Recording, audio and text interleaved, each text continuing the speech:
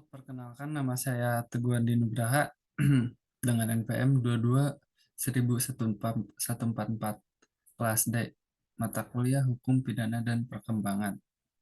Saya akan mempresentasikan hasil tugas saya dengan judul Berlakunya Hukum Pidana Berdasarkan Waktu, pasal 1 sampai 3. Menurut pakar hukum pidana, menurut Clairen dan Nijbor et al., asas legalitas berarti tidak ada kejahatan tanpa undang-undang. Tidak ada pidana tanpa undang-undang, hanya undang-undang yang menentukan apa yang dapat dipidana.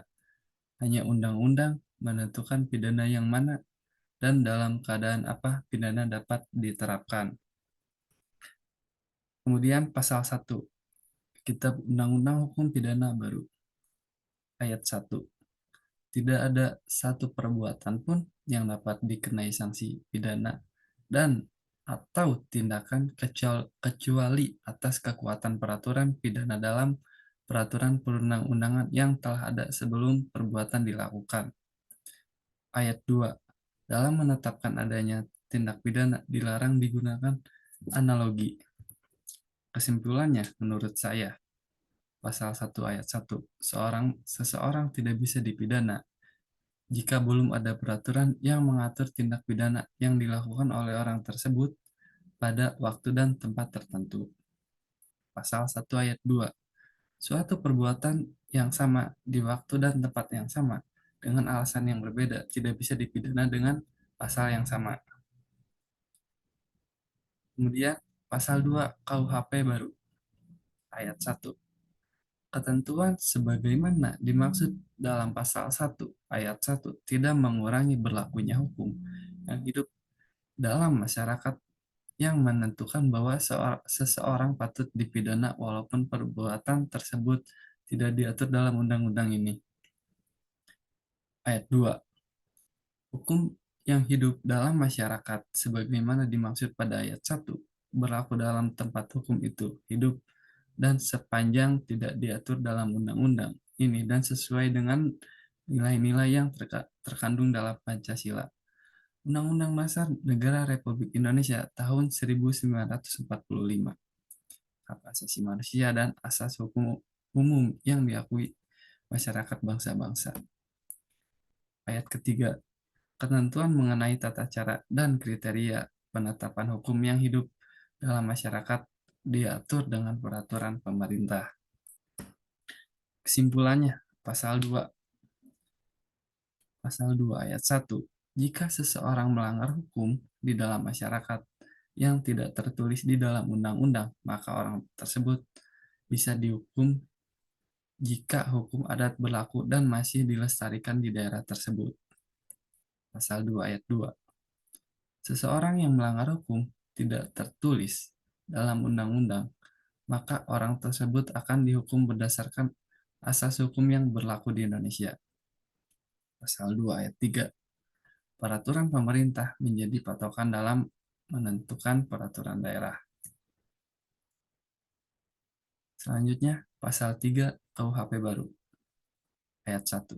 Dalam hal terdapat perubahan peraturan perundang-undangan sesudah perbuatan terjadi, diberlakukan peraturan perundang-undangan yang baru, kecuali ketentuan peraturan perundang-undangan yang lama menguntungkan bagi pelaku dan pembantu tindak pidana. Ayat 2. Dalam hal perbuatan yang terjadi tidak lagi merupakan tindak pidana menurut peraturan perundang-undangan yang baru, proses hukum terhadap tersangka atau terdakwa harus dihentikan demi hukum. Next, ayat 3.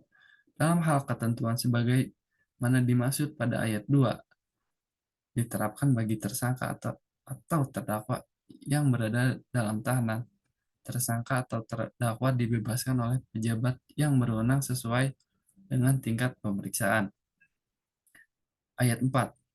Dalam hal setelah putusan pemidanaan berkekuatan hukum tetap dan perbuatan yang terjadi tidak lagi merupakan tindak pidana menurut peraturan perundang-undangan yang baru, pelaksanaan putusan pemidanaan dihapus. Selanjutnya, ayat 5. Dalam hal putusan pemidanaan, telah berkekuatan hukum tetap sebagaimana dimaksud pada ayat 4. Instansi atau pejabat yang melaksanakan pembebasan merupakan instansi atau pejabat yang berwenang. Ayat 6. Pembebasan sebagaimana dimaksud pada ayat 3 dan ayat 5 tidak menimbulkan hak bagi tersangka, terdakwa, atau terpidana menuntut ganti rugi. Ayat 7. Dalam hal setelah putusan pemidanaan berkekuatan hukum tetap dan perbuatan yang terjadi diancam dengan pidana yang lebih ringan. Menurut peraturan perundang-undangan yang baru, pelaksanaan putusan pemidanaan disesuaikan dengan batas pidana menurut peraturan perundang-undangan yang baru. Kesimpulannya menurut saya, Pasal 3 ayat 1. Jika seseorang melakukan tindak pidana dalam waktu tertentu dan kemudian peraturannya diubah, maka hukuman bagi pelaku menggunakan peraturan yang paling menguntungkan. Pasal 3 ayat 2. Seseorang yang telah dijatuhi hukuman pidana dan kemudian pasal yang berlaku diubah menjadi bukan tindak pidana, maka orang tersebut bisa dibebaskan. Pasal 3 ayat 3. Jika seseorang dalam tahanan dan kemudian peraturan sewaktu-waktu berubah, maka orang tersebut bisa bebas dari penjara. Pasal 3 ayat 4. Jika keputusan telah sah dan kemudian peraturan diubah, maka proses harus dihentikan. Pasal 3 ayat 5. Terdakwa dibebaskan oleh penegak hukum yang berlaku. Pasal 3 ayat 6.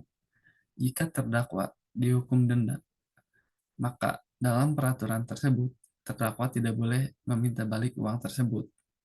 Pasal 3 ayat 7.